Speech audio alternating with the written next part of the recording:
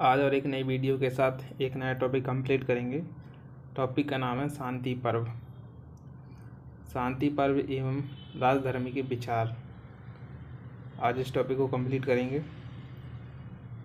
शांति पर्व महाभारत का 12वां पर्व शांति पर्व धर्म, दर्शन, राजनीति और अध्यात्म का विस्तृत ज्ञान प्रदान करता है, जिसके 3 मुख्य उप पर्व हैं: राजधर्मानुशासन पर्व, आपधर्म पर्व और मोक्ष धर्म पर्व।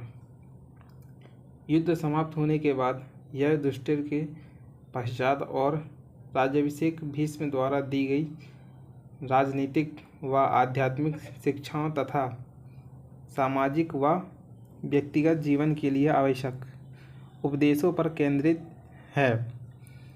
इस पर्व में दंड नीति, नागरिक कर्तव्य और सत्य के महत्व जैसे महत्वपूर्ण विषयों पर चर्चा की गई है।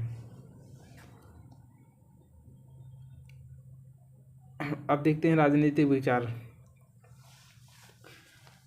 जिसे हम राजनीति कहते हैं उसी को प्राचीन शब्दों में राजधर्म संज्ञा दी थी। महाभारत राजधर्म के तथ्यों से भरा पड़ा है, लेकिन शांति पर्व में राजधर्म का विशेष रूप से निरूपण हुआ है।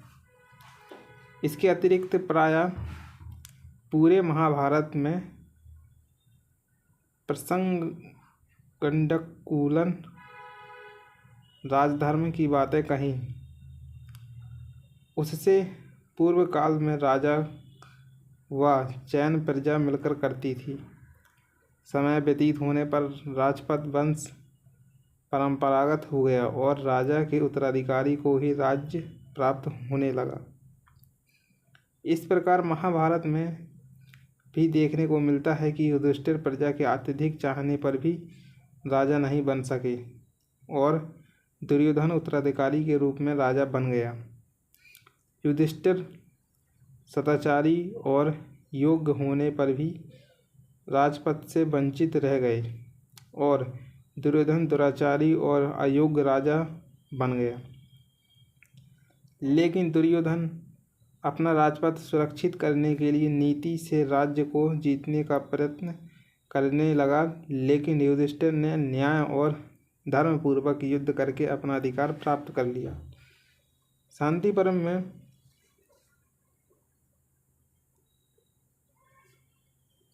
में राजधर्म का महत्व, उसकी श्रेष्ठता और राजा के आदर्श चरित्र पर पर्याप्त प्रकाश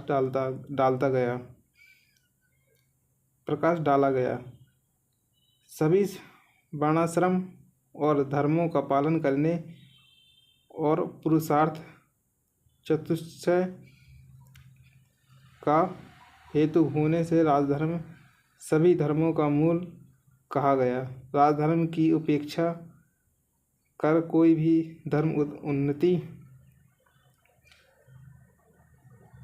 के शिखर को प्राप्त नहीं कर सकता। राजधर्म बाहुबल के अधीन होता है। वह क्षत्रियों के लिए जगत का श्रेष्ठतम धर्म है। उसका सेवन करने वाले क्षत्रिय मानव मात्र की रक्षा करते हैं। अतः तीनों धर्मों के उपधर्मों सहित जो अन्याय समस्त धर्म हैं, वे राजधर्म से ही सुरक्षित रह सकते हैं। यह मैंने वेद शास्त्र में सुना है। अब इसकी विशेषताएं देख लेते हैं। प्रमुख विशेषताएं क्या क्या हैं राजधर्म की।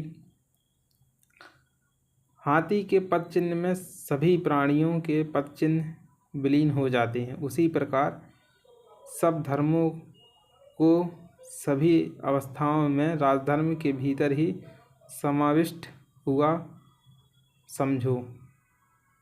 दूसरा, सभी धर्मों में राजधर्म प्रधान है क्योंकि उसके द्वारा सभी वर्णों का पालन होता है। राजन, सभी धर्मों में सभी प्रकार के त्याग का समावेश है और ऋषिगण त्याग का सर्वश्रेष्ठ एवं प्राचीन धर्म बताते हैं।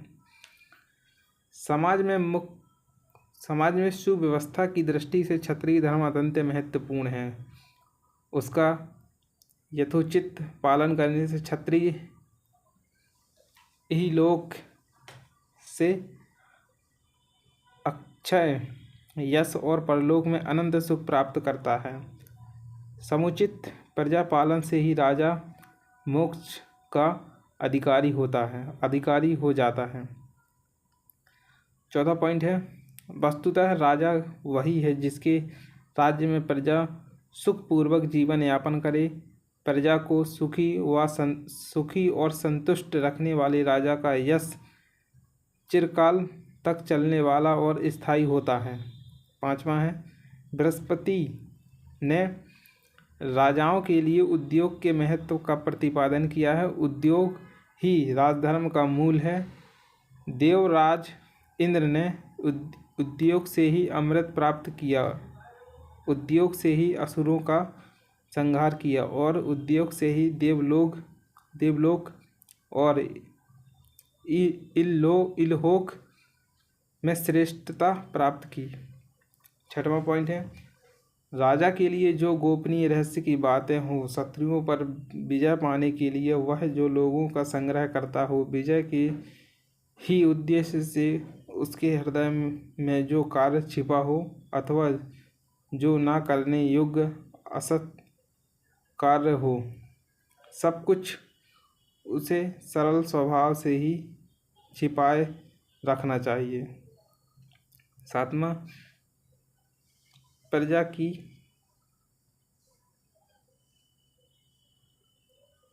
की रक्षा करते हुए राजा के प्राण चले जाएं तो वह उसके लिए महान धर्म है। आठवां है, प्रजा में भेदभाव की दृष्टि नहीं रखनी चाहिए। राजा को दुष्ट दमन और शिष्ट पालन में अनुरक्त होना चाहिए। राजा को चाहिए कि वह अपराध के अनुसार ही अपराधी को कठोर दंड दे, किसी दुष्ट को क्षमा न करे। यदि प्रजा के धर्म का भागी राजा होता है तो वह प्रजा के पाप का भी भागी होता है। अतः सर्वतनमा प्रयत्न यह करना चाहिए कि उसके राज्य में पाप का अंकुर भी न दिखाई दे। नौवां है, राजा ही सतयुग की सृष्टि करने वाला होता है और राजा ही त्रेता द्वापर तथा चौथे युग की कली भी सृष्टि का कारण है। 10वां है, धर्म पालन में राजा को सदैव सतर्क दृष्टि वाला होना चाहिए, क्योंकि राजा ही समय का शुभाशुभ हेतु होता है। राजा के द्वारा सुरक्षित हुई प्रजाएं जो धर्म करेंगी उसका चतुर्थ भाग आपको मिलता रहेगा। 11वां पॉइंट है इसका, राजा को यदि राजलक्ष्मी का उपभोग चिरकाल तक करना है तो ऐसा आचरण करना चाहिए जिससे दर्प और अधर्म का सेवन ना हो। मत वाले प्रमादी बालकों से दूर रहो। यदि वे निकट आकर सेवा करना चाहें तो उनकी उस सेवा से भी सर्वथा बचना चाहिए। निगृहीत अमात्य अपरिचित स्त्री ऊंचे नीचे दुर्गम पर्वतों से तथा हाथी घोड़े और सर्पों से राजा को सुरक्षित रहना चाहिए। रात्रि विचरण कृपणता, अभिमान, दंभ और क्रोध का भी सर्वथा परित्याग कर दे। इस प्रकार उपयुक्त विवेचन से पता चलता है कि महाभारत के शांति पर्व में राजधर्म अथवा राजनीति के विषय में विस्तृत रूप से वर्णन मिलता है। ये था अपना पहले यूनिट का ये वीडियो है पहले यूनिट की दूसरे पॉइंट की लास्ट टॉपिक का। अब आप देखेंगे अगली वीडियो में देखेंगे तीसरा पॉइंट, भारतीय पुनर्जागरण। इसमें देखेंगे राजा मोहन रॉय, बाल गंगाधर तिलक, विवेकानंद, दयानंद सरस्वती, इनके बारे में चर्चा करेंगे अगली वीडियो। Next topic.